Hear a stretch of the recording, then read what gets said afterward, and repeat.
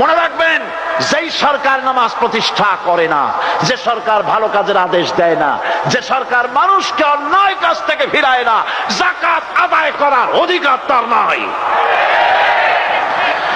সুতরাং এমন এক সময় আসবে যখন আবার আমাদের জন্য সুখ শান্তি ফিরে আসবে। সেজন্য কোরআনের কাছে আসতে হবে। কার কাছে? এই কোরআন হলো সেই কোরআন। আমার নবী বলেছেন, মান ক্বালা বিহি সাদাকা।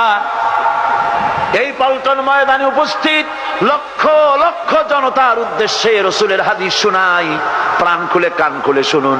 আমার নবী বলেন, কোরআন দিয়ে যারা কথা বলে ওরাই সত্য কথা বলে। সুবহানাল্লাহ।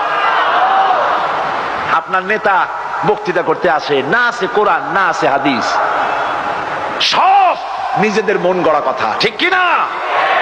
কোরআন দিয়ে যারা কথা বলে তারা সত্য কথা